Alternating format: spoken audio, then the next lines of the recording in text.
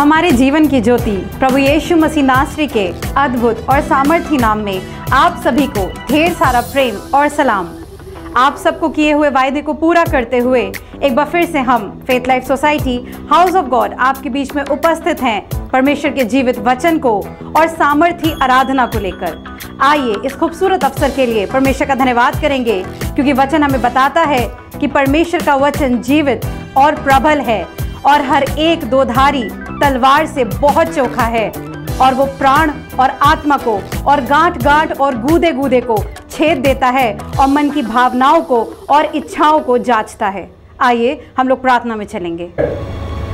धन्यवाद धन्यवाद धन्यवाद सामर्थ्य अनुग्रहकारी दयालु पिता परमेश्वर, आपका धन्यवाद करते हैं प्रभु आज के दिन के लिए। मेरे प्रभु धन्यवाद करते हैं इस खूबसूरत सुबह के लिए परमेश्वर, जो आपने हमारे जीवनों में रखी परमेश्वर, ताकि आपका जीवित और प्रबल वचन प्रभु बहुत आयत से फल लाने पाए। मेरे पिता आज के इस समय में प्रभु आपके दास को आपके हाथों में सौंपते प्रभु, चाहते हैं परमेश्वर उनकी जबान से निकलने वाला हर एक शब्द प्रभु, हर एक वचन परमेश्वर अपना काम और अपना असर किए बिना वापस ना आने पाए। मेरे परमेश्वर आपकी आराधना करने वाले आराधकों को आपके हाथों में सौंपते हैं और चाहते हैं परमेश्वर आज की आराधना बहुतों का जीवन बदल दे। मेरे पिता प्रार्थना मांगते हैं देखने वाले हर एक जन को, सुनने वाले हर एक कान को। मेरे प्रभु चाहते हैं परमेश्वर हर एक जन के जीवन में आप बहुत सी उन्नति और बहुत सी आशीषें दें मेरे पिता, क्योंकि आपका वचन बताता है कि बढ़ती महिमा और धन परमेश्वर की ओर से मिलता है। प्रभु आज के इस समय में मैं अपने हर एक व्यूअर के लिए बढ़ती धन और महिमा आपके नाम से रिलीज करती हूँ। मेरे पिता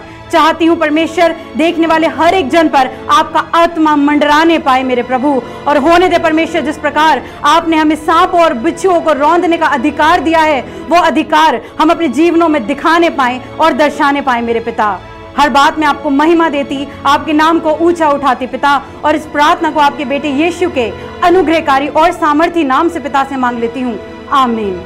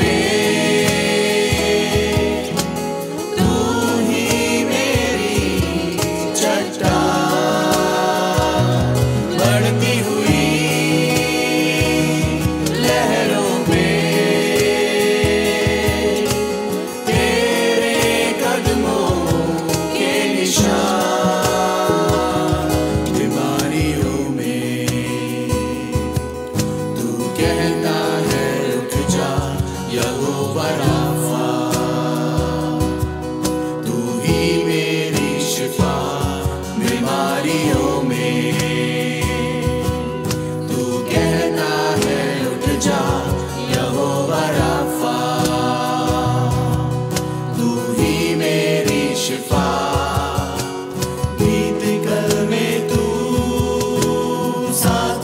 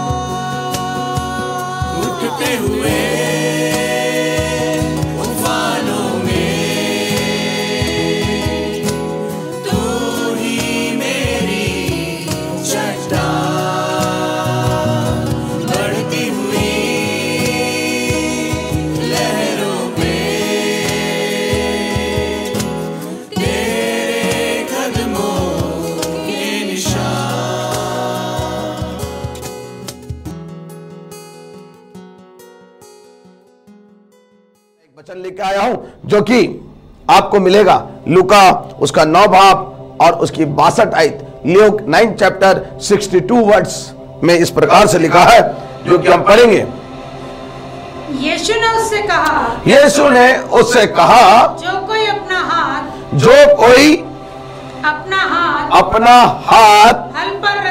हल पर रखकर पीछे देखता है वह परमेश्वर के राज्य के योग्य नहीं। वो परमेश्वर के राज्य के योग्य हो ही नहीं सकता। मेरे अजीजों, जो कोई, मैं कहना चाहता हूँ पास्टर साहब, मैं कहना चाहता हूँ आंटी, मैं कहना चाहता हूँ अंकल, मैं कहना चाहता हूँ भाई, मैं कहना चाहता हूँ बहन, मेरे बच्चों, जो कोई, अपना नाम वहां पे लिख लीजिए, जो कोई परमेश्वर के बारे में जान चुका है, वचन को पढ़ चुका है, अपना जीवन प्रभु को दे चुका है और पीछे हट जाए तो बड़ा अच्छा लिखा है इब्रानियों की पुस्तक और उसका 10 बाब उसकी 38 आयत में, यदि वो पीछे हट जाए तो मेरा मन प्रसन्न ना होगा। मेरे अजीजों, और बड़ी अच्छी मैं बारे में बताना चाहता हूँ हल के बारे में। हल एक बहुत नोकीला एक ऐसा इंस्ट्रूमेंट है जो कि धरती के सीने को चीरता है मेरे अजीजों, और किसान बड़ी मेहनत से हल को जोतता है, और यदि वो जरा सा डगमगा जाए तो मैं बताना चाहता हूँ या तो बैल का पैर गया, फट जाएगा, चोट लग जाएगी,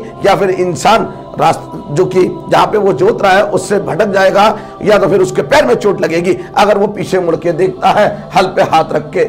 मैं हल का एग्जाम्पल मेरे प्रभु यीशु मसीह ने दिया है, मैं आपको आज के दौर का एग्जाम्पल देना चाहता हूं। एक बस ड्राइवर बहुत अच्छी बस लेके जा रहा था, पुल पे से बस जा रही थी, इत्तेफाक वो पीछे बात करने लगा किसी से पलट कर, और पीछे पलट कर देख रहा है हल पर हाथ रखकर, अगर आप पीछे देखेंगे तो जरूर एक्सीडेंट हो जाएगा। और यहाँ पर इस बस का एक्सीडेंट क्या हुआ, उस पुल पे से वो पूरी बस की बस 55 सवारी से भरी हुई समुद्र में गिर गई है, कारण कि उसने हल पर हाथ रखकर पीछे की ओर देखा है। मेरे अजीजों, बड़ी अच्छी एक वर्ड है जो कि मैं आपके सामने पढ़ूंगा और वो मिलेगी आपको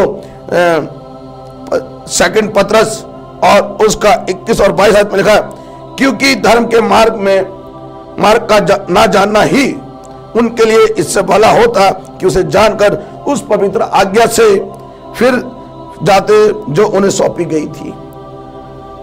पर उन पर वह कहावत ठीक बैठती है कि कुत्ता अपनी छाट को और नलाई हुई स्वरनी कीचड़ में लौटने के लिए फिर चली जाती है। मेरे अजीजों, आपने प्रभु यीशु मसीह को जान लिया है और जानकर वचन को पढ़कर और फिर आप फिर जाते हैं संसार की तरफ, तो उनको परमेश्वर के राज्य में प्रवेश करना अनहोना है, क्योंकि उनके लिए अब कोई रास्ता नहीं बचा, क्योंकि आपने मन फिराया था, आपने स्वर्ग में जाने के लिए मन फिराव का बपतिस्मा लिया था अपने अपने पापों के लिए।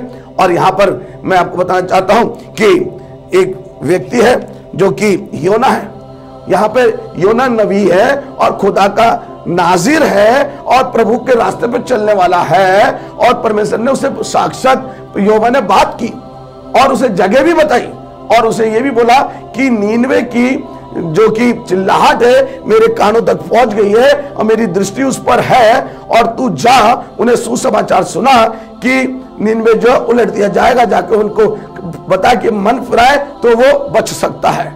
लेकिन मेरे अजीज, हल पर हाथ रखकर और योना ने एक बड़ी भारी गलती कर दी कि वो डर कर, कि नीनवे एक बहुत कुकर्मी देश है, वहां पे बड़ी गड़बड़ियां होती है, जुआ शराबी वाले रहते हैं, मर्डर कर दिए जाते हैं। वो डर गया और डर कर परमेश्वर की नजदीकी से, परमेश्वर के पास से हल पर हाथ रखा था, उसने पीछे मुड़कर देख लिया, भाग खड़ा हुआ और भागकर उसने क्या करा, यावा नगर के में पहुंचकर जो तरसीस जाने वाला जहाज है भाड़ा देकर, महंगा टिकट लेकर, सीट लेकर बड़ी मुश्किल से बैठ गया और चल पड़ा।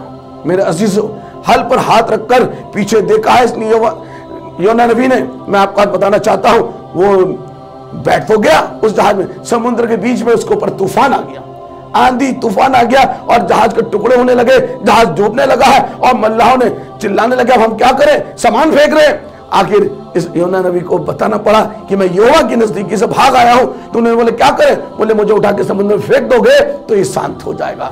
मेरे अजीजों, आप हल पर हाथ रख के पीछे तो नहीं देख रहे, आपके जीवन में तूफान तो नहीं आ गया, आपकी जीवन रूपी नैया समुद्र के बीच में डोल तो नहीं रही है, आप अच्छे सवार थे, अच्छे परिवार चल रहा था, अच्छा घर चल रहा था, आपने परमेश्वर के नजदीक थे, हर संडे चढ़ जाते थे, 10 अंश देते थे, अच्छा प्रचार करते थे, खुदा की सेवा करते थे, भूखों को खाना खिलाते थे, नंगों को कपड़ा पहनाते थे, बीमारों की सेवा करते थे, विधवा का न्याय चुकाते थे, अनाथों को घर लाते थे, और एक काम और करते थे, कैदी से मिलने जाते थे। आज आप कहां खो गए हैं? आप भूल गए कि आपने हल पर हाथ रखकर पीछे मुड़ के देख रहे हैं तो आपकी नैया डमाडोल है, जिस प्रकार से योना बीच समुद्र में फंस गया है। मुझे अच्छा लग रहा बताते हुए, मुझे अच्छा लग रहा जल्दी से मैं आपको बता दूं कि सिमसोन बहुत ताकतवर है, वो भी नाजिर है, उसके सर पे बाल उस तरह चलाने के लिए मना किया था और माता पिता ने बड़ी मिन्नत से मांगा था, एक बेटा मिला था और वो खुदा के रास्ते पे चल रहा है। बहुत सारे लोगों को जो कि फिलिस्तीनियों को मार रहा है, जो इजरायलियों के खिलाफ थे, बहुत अच्छा काम कर रहा है, लेकिन उसके जीवन में हल पर हाथ रख के उसने पीछे देखा, उसके जीवन में एक वेश्यावृत्ति वाली एक दलीला नाम की लेडी आ गई जिसने पूरा तहस नहस कर दिया है। उसका अभिषेक चला गया, उसका अभिषेक उसके बालों में था, और जब उसे फिलिस्तीनी घेर लिया करते थे, जंजीरों से बांध देते थे, और जब वो सर को यूं हिलाता था जिस तरह से लेडीज अपने बालों को झाड़ती है और वो अपने बालों को ऐसे घुमाता था, शक्तिमान हो जाता था, बहुत ताकत आ जाती थी, यहां तक कि जंजीरें तोड़ देता था, किले के पल्लों को लेकर पहाड़ों पे पहुंचा देता था, और एक नए जबड़े की हड्डी उन्हें गधे की लेकर 1000 लोगों को फिलिस्तीनियों को मार डाला।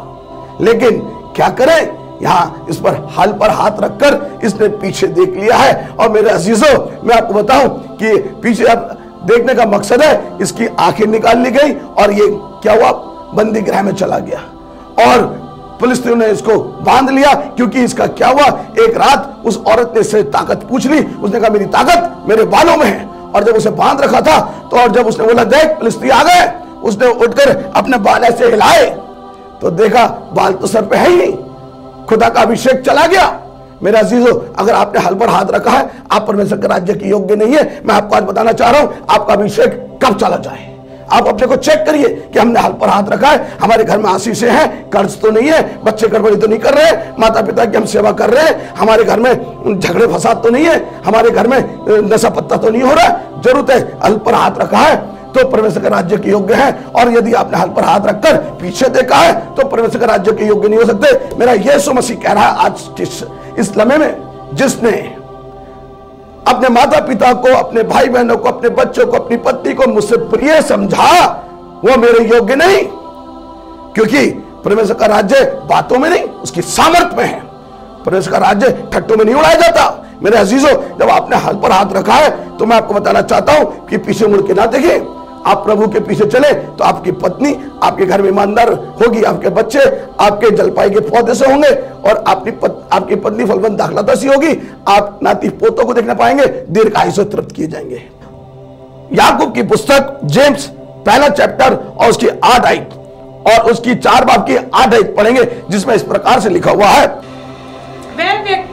वह व्यक्ति दुचिता है, हालेलुया, अपनी सारी बातों में चंचल है, और अपनी सारी बातों में चंचल है, बड़ा भाग दौड़ कर रहा है, बड़ी दौड़ भाग करता है, चर्च की कन्वेंशन में, मीटिंग में, प्रार्थनाओं में दौड़ दौड़ के पार्टिसिपेट करता है, और घर को परमेश्वर के भवन को सजाने में बड़ी मेहनत करता है। लेकिन मैं आपको बता दूं, घर में पत्नी ने कहा क्या तुम खुदा के काम में लगे रहते हो, घर में तुम्हें आने का समय नहीं है, क्या तुम पादरी साहब के पीछे घूमते रहते हो, तुम्हारे पास टाइम नहीं है घर के लिए, मम्मी पापा को नहीं देखते, हमें नहीं देखते, खुदा के काम में लगे पड़े हो। मेरे अजीजों, मैं आपको बताना चाहता हूं, हल पे हाथ रखा है, पीछे मुड़ के ना देखे। मैं आपको बताना चाहता हूं, जरूर पत्नी को देखे, परिवार को भी देखे, लेकिन खुदा के काम में रोड़ा ना बने, खुदा के काम को तन मन धन से करें। आज मैं देख रहा हूं बहुत से लोग तन से करते हैं, कुछ लोग मन से करते हैं, और कुछ लोग धन से करते हैं। लेकिन मैं बता रहा हूं, जब तक आप तन मन धन तीनों से निकलेंगे तो आप उसी व्यक्ति के समान है, हल पे हाथ रखकर पीछे देख रहे हैं। मेरे अजीजों, मेरा प्रभु का राज्य के लिए आपको हल पे हाथ रख के पीछे देखने की जरूरत नहीं है। मेरे प्रभु यीशु मसीह ने कहा है, जो कुछ तुम प्रार्थना में मांगोगे विश्वास की प्रार्थना के द्वारा तुम्हारे लिए हो जाएगा। याकूब की पुस्तक 4 और उसकी 8 आयत में कुछ ऐसा लिखा है, 4 बाब की 8 आयत में पढ़ दे मेरे लिए। परमेश्वर के निकट आओ, परमेश्वर के निकट आओ तो वह भी तुम्हारे निकट आएगा, वो भी तुम्हारे निकट आएगा। हे पापियों, हे पापियों, अपने हाथ शुद्ध करो, अपने हाथ शुद्ध कर लो, और हे दुचिते लोगों, हे दुचिते लोगों, अपने हृदय को पवित्र करो। अपने हृदय को पवित्र करो। दुचिते लोग प्रभु का काम करेंगे, पता नहीं क्या होगा, पता नहीं हम परमेश्वर के पीछे चल रहे हैं, आखिर इसका अंजाम क्या होगा।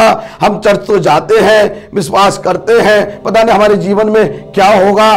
दुचिते, हाथ शुद्ध कर लो, प्रभु के पास आयो, फिर आपको अपनी चिंता करने की जरूरत नहीं है। वचन बता रहा, अपना बोझ परमेश्वर पे डाल दो। दुचिते हम कैसे हैं, हम प्रभु के काम में क्यों पीछे हट जाते हैं। मैं आपको बताना चाहता हूं कि आप अच्छे विश्वासी हैं, आपने प्रार्थना करवाई है कि आज मेरे हार्ट की प्रॉब्लम है, कल मेरा ऑपरेशन होना है, कल मुझे सफर में जाना है, मुझे यात्रा करनी है। फिर घर पे आए, किसी ने बोल दिया, अरे भैया ये वाली बीमारी नहीं जा रही है, बगल वाली जो एक लेडी है उसके पास जाओ। उसने क्या करा, आपको ताबीज गंडा कर देगी, आपको बस ये वाला काम बोल देगी, आप परमेश्वर को भूल गए। बताते हुए कि एक व्यक्ति की शादी हुई और उस शादी में लड़का और लड़की को मिलाया गया, और लड़की ने एक बात कही, बहुत विश्वासी थी, पेंटिकॉस्टल बिलीवर थी। उसने एक बात कही लड़के से कि मैं आपसे एक बात पूछना चाहती हूं कि मुझे हर संडे चर्च जाना है, मैं फ्राइडे उपवास करती हूं और मैं प्रार्थना में लवलीन रहती हूं, क्या आप ये करते हैं? लड़का बोला, मैं भी विश्वासी हूं, हाँ कोई परेशानी नहीं है, जरूर उपवास करें, जरूर संडे चर्च जाए और फास्टिंग प्रेयर करें फ्राइडे।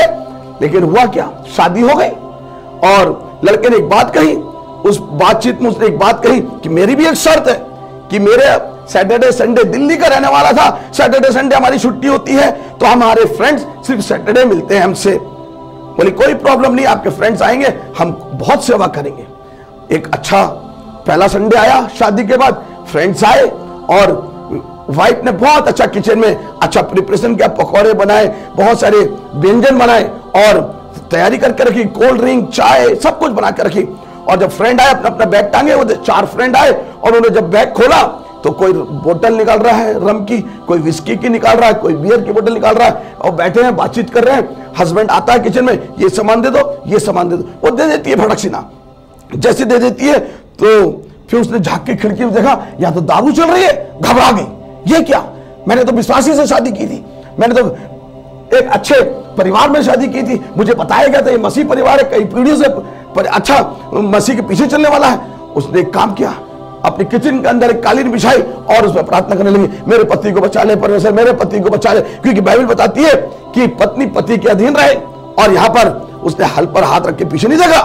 आज अगर पति पत्नी के बीच में झगड़ा होता है, दारू को लेकर झगड़ा होता है, पैसे को लेकर झगड़ा होता है, कोर्ट तक केस पहुंच जाता है और डाइवोर्स के केस फाइल हो जाते हैं। लेकिन इस स्त्री ने, जिसने हल पर हाथ रखा था, एक काम किया, परमेश्वर तू मेरे पति को बचा ले, क्योंकि मैं तो स्वर्ग में जाऊंगी, मेरा पति भी स्वर्ग में चला जाए, मैं तो स्वर्ग में जाऊंगी, मेरा पति कैसे बचे, इन दोस्तों को यहां से कैसे भी खुदा इनका रास्ता बंद कर दे, ये मेरे घर ना आए, मेरे पति को बर्बाद ना करें।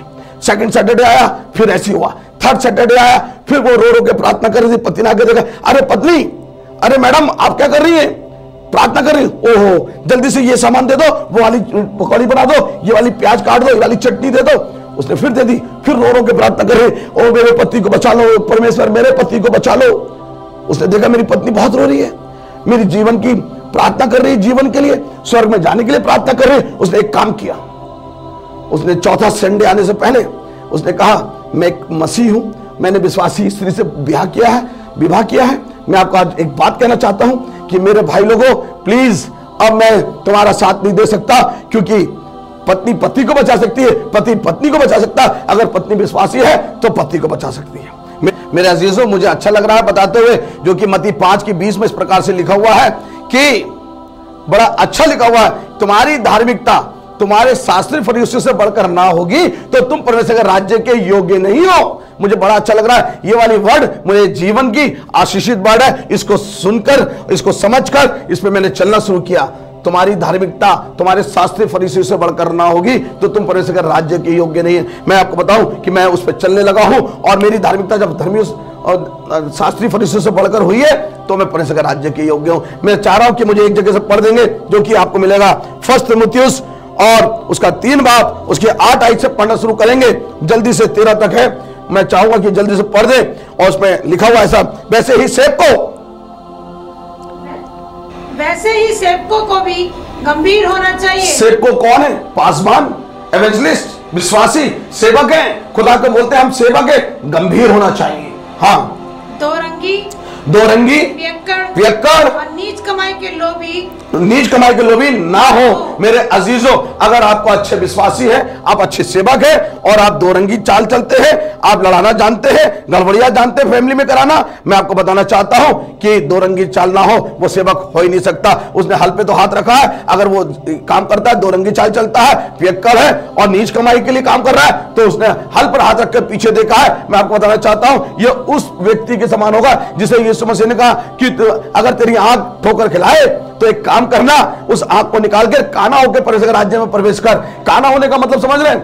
अगर तेरा सगा भाई, अगर तेरा बेटा गड़बड़ी कर रहा है, मवाली है, व्यभिचारी है, गड़बड़ी कर रहा है, थाने में तेरा नाम दर्ज करा दिया है, कोर्ट में तुझे भागना दौड़ना पड़ रहा है इस बेटे की वजह से, गेट आउट कर दो, अपने घर से भगा दो कि तू मेरे लायक नहीं है, मेरे घर में रहने लायक नहीं है। मेरे अजीजों, यीशु मसीह आपके संग करने जा रहा है। अगर आप ऐसा काम करते हैं, आप अपने आप को सेवक बन रहे हैं, यीशु मसीह कहेगा तेरा नाम जीवन की पुस्तिका में नहीं है, जा नरक के जो अधिकारी है शैतान, उस आग में जो तेरे लिए बनाई गई है, गंधक और आग, उसमें डाल दिए जाओगे। मैं चाहता हूं कि तुम दो रंगी ना हो, नीच कमाई के लिए ना हो, सेवक हो तो ईमानदार और वफादार हो। आगे पढ़ेंगे,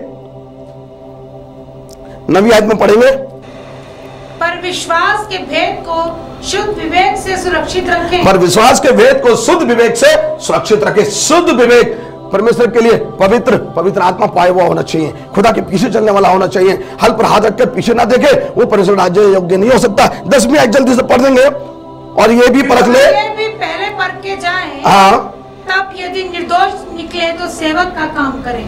मेरे अजीजों, आप कौन से चरवा के पीछे घूम रहे हैं, कौन से पास्टर के पीछे घूम रहे हैं? मुझे अच्छा लग रहा बताते हुए कि चर्च में गए तो खुदा की बातचीत कर रहे हैं, खुद प्रार्थना कर रहे हैं, लोग बड़ा हालेलुया बोल रहे हैं, प्रेज द लॉर्ड बोल रहे हैं, लेकिन बीच में एक मुझे अच्छे से याद आ रहा, पासवान के लिए उनका बच्चा, उनकी फैमिली वहीं बैठी थी और वो कह रहे हैं अरे सब लोग बड़े आशीषित हो रहे हैं। सब लोगों ने बोला हाँ भाई साहब के बेटे, हम सब आशीषित, आपके पापा बहुत अच्छा वचन देते हैं।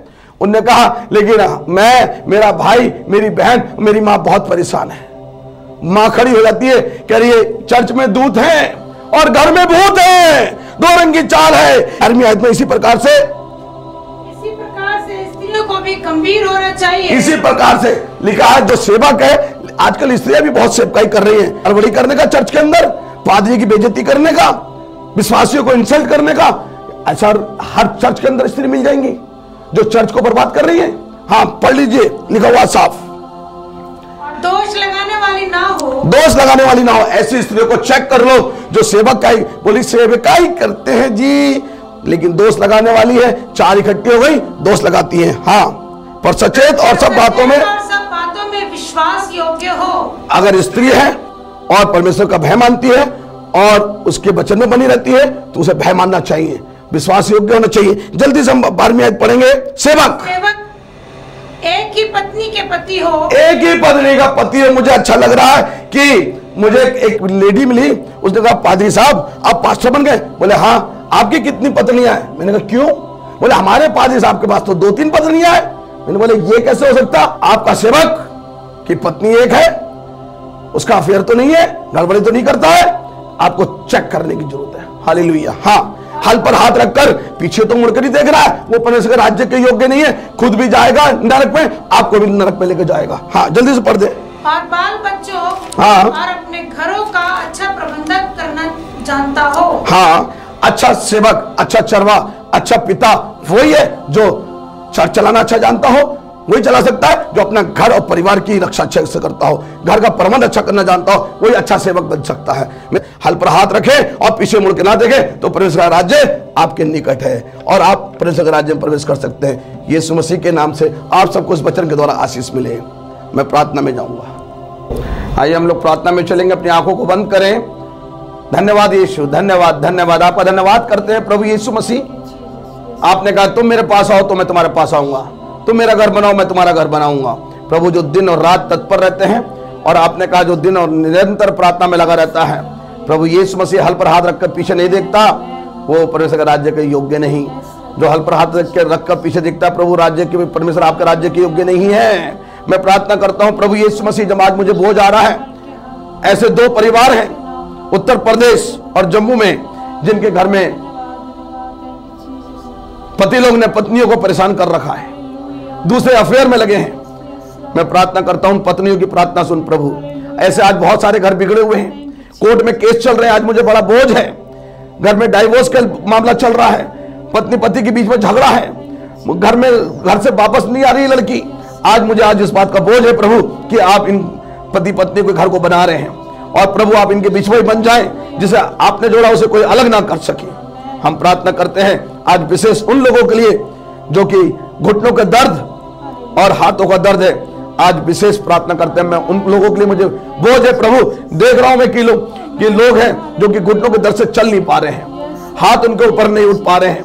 आज प्रभु जब मैं ये प्रार्थना कर रहा हूं, पवित्र आत्मा जुम्बश कर मैं अपने विश्वास को इनके विश्वास से मिलाता हूं, चंगाई को मांगता हूं। यीशु मसीह आपने इन्हें चंगा किया है, बलि का भाई हम सुनने पा रहे हैं। यीशु मसीह जिन्होंने वचन सुना और जिनके लिए प्रार्थना की गई वो सब चंगे हो गए, कोरोना वायरस खत्म हो गया है। यीशु मसीह हुक्म दिया आपने, थम जा, तो वो थम गया है। हम उस कोरोना वायरस को अथाकुंड नरक में भस्म करते हैं, और जिन्होंने प्रभु हाथ रखकर आपकी तरफ देखा है वो स्वर्ग के राज्य में विराजमान होंगे। यीशु के नाम से मांगते हैं, आमीन। हमारे संग जुड़े रहने के लिए आपका धन्यवाद। मेरा विश्वास है आपको और आपके परिवार को इस वचन के द्वारा बहुत आशीष मिली है, क्योंकि ये वचन हमें बताता है कि अगर हमें परमेश्वर के राज्य के योग्य होना है तो हमें एक बार हाथ हल पे रखने के बाद पीछे दोबारा मुड़ के नहीं देखना है। और अब जब अंतिम समय चल रहा है तो ज़रूरी है कि हम सब सिर्फ़ और सिर्फ परमेश्वर की ओर बढ़ते और चलते जाएं। अगर आप चाहते हैं कि हम आपके लिए प्रार्थना करें तो नीचे दिए गए नंबरों पर संपर्क कर सकते हैं। हमारे संग जुड़े रहने के लिए हमारे Facebook page house of God believers church को फॉलो कर सकते हैं, और इस वचन और आराधना को दोबारा सुनने के लिए हमारे यूट्यूब चैनल रिवाइज वर्शिप को सब्सक्राइब कर सकते हैं। हम हर शनिवार सुबह 8:30 बजे आपको यहीं मिलेंगे। तब तक के लिए जय मसीह की। परमेश्वर आपको आशीष दे।